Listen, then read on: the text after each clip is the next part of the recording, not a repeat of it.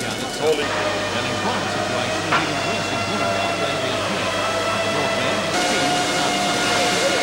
They've got on a very, very good idea from the point of view of having people in, funded by the federal government, getting jobs done, getting people out as apprentices in the various workshops, and it's good to see the support from industry to the company, allowing young people to continue through with their apprenticeships. We hope to do the same in Wollongong in the Illawarra.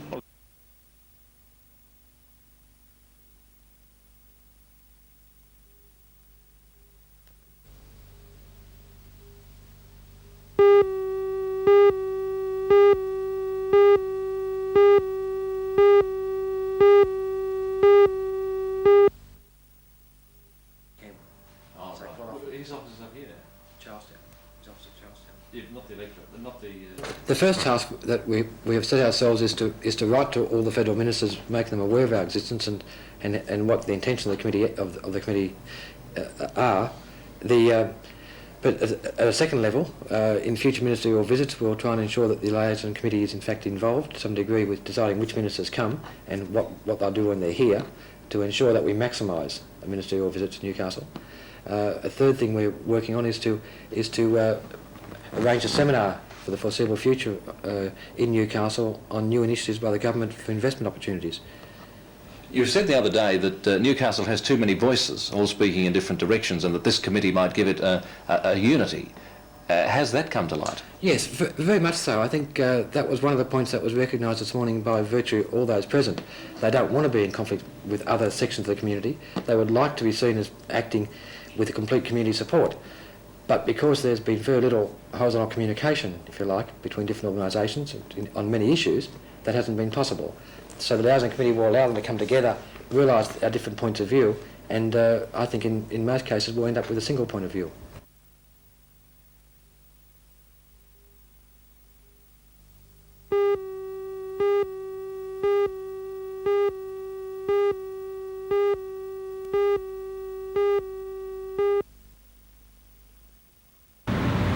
It was at National Park Bowling Club where Darryl Jones of the United States was already acquainting himself with local conditions with a few bowlers. Jones, who was part of fellow countries and Richard Holmes, winner of the inaugural NBN International Pairs Tournament in 1976, is himself a well-performed bowler in America. In 1981, he won Labour singles. This was Jones' first visit to Australia to compete, and on his early arrival in Newcastle, he spoke about his attitude to the approaching tournament. When I first started winning and bowling, I didn't even realize what I was doing. I was just out there competing. And of course, I was physically calm and had a ball. It was fun, and so I've tried to keep that.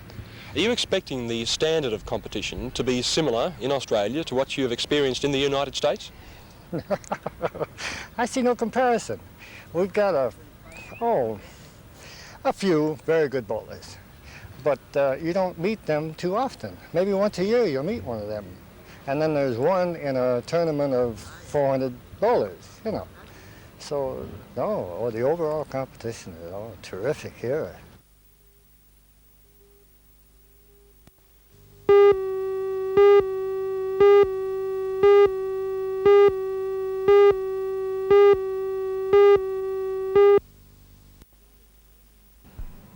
Australia's lending institutions maintained high levels of home finance in December. In 1 month between November and December last year, there was a jump of $68 million in lending.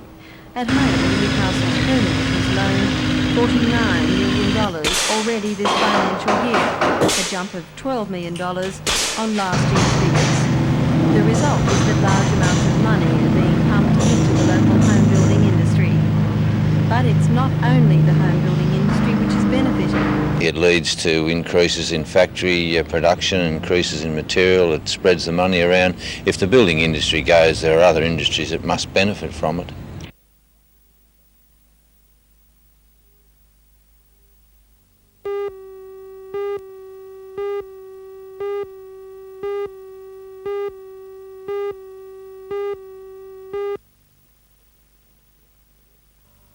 Good morning everyone and welcome. Well, quite frankly, as I suggested a couple of weeks ago, I'm in two minds as to the future level of interest rates. I think they've come very close to bottoming. but by the same token, one shouldn't ignore everyday investment opportunities. And one in particular that still appeals to me is, of course, the third issue of Premier State bonds. Now, this government guaranteed investment is offering a range of interest rates for a range of terms, starting off at 11.75% for a 3-year term, up to 13% for a 10-year term.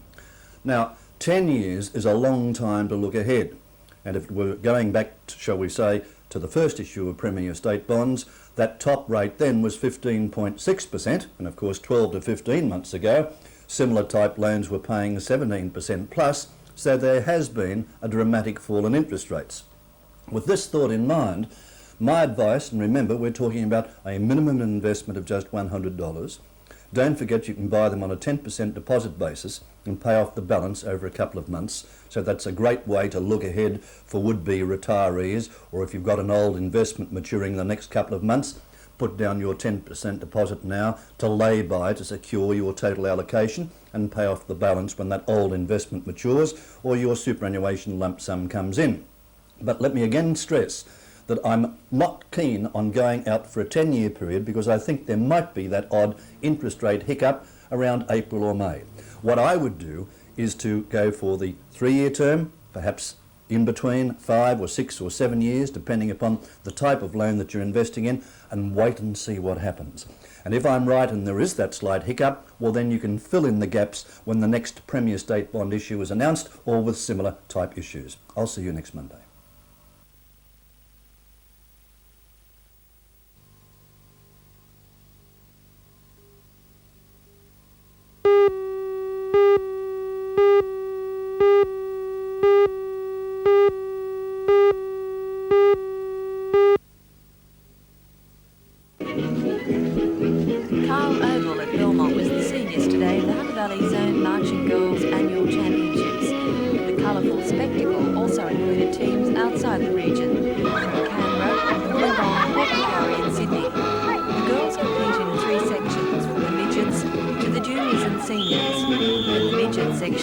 Wyoming took out the championships. They were last year's national winners and the team to beat at Easter when the Australian titles will be held in Brisbane. The senior section for the over 15-year-olds was won by Cabramatta. 2 points separated the junior winners, Wyoming, from runners-up Adamstown, which is favoured to do well in the national titles. All of the Hunt Region's 8 teams have qualified for the Australian Championships. The competition is expected to be fierce. It is extremely fierce. You know, they're all out there to win and to do their best when they go to nationals. And all the different sections that they march over, there's so many different things that judges look for. It is very fierce. But there are some local marching girls the mini midgets, not quite old enough to take things too seriously at the moment.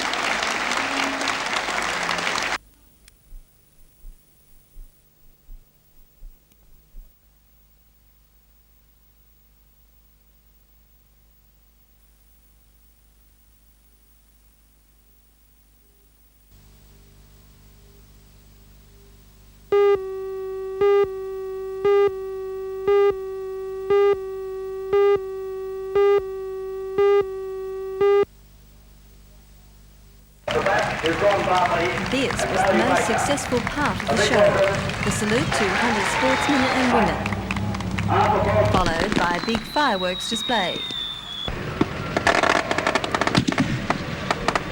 This year's show was not a great success for showmen. Some say it was the rain and the economy, others even venture to say it had something to do with the murder at the Maitland show. And show officials have to agree.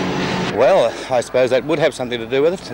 I think not to a great extent, but I can imagine if I had a 16-year-old daughter, I'd certainly say, well, you won't go to the show unless I go with you, or you won't go at all, and that could have affected us. Show officials put the crowd this year at about 150,000, at least 5,000 short on last year. Late Sunday afternoon, people had already started to pack up. For the showmen, Wednesday night was a complete loss because of the rain. And one of the biggest days, Friday, show holiday, was also affected by rain. The whole world. Still, the action continued in the ring until the very last moment. One of the most unusual features on the last day was the ladies' double-handed cross cut for event. These two ladies, Leanne Brown and Leanne Butler, won the contest hands down. For them, it was serious business. The men can do it, so can the women.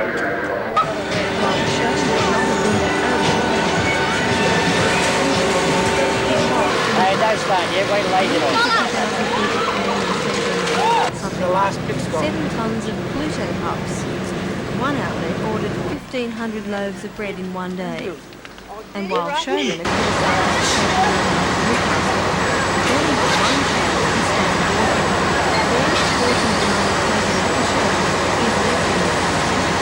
walking, I wouldn't like to put a figure on it as far as money is concerned, but I would say approximately 40% of the take of what's taken would be left in Newcastle without any hesitation whatsoever. Mr. Durkin claims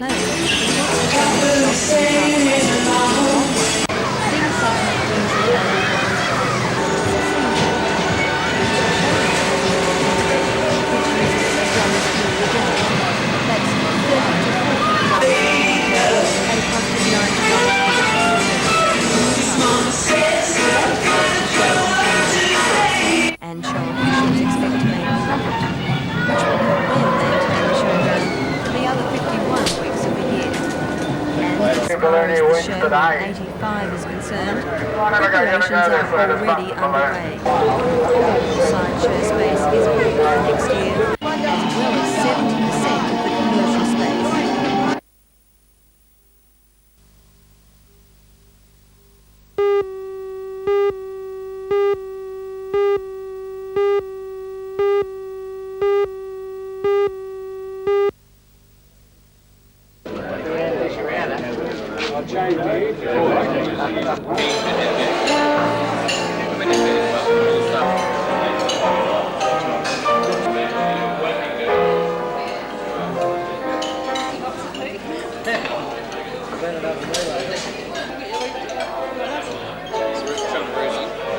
That's right, it's James and napkins.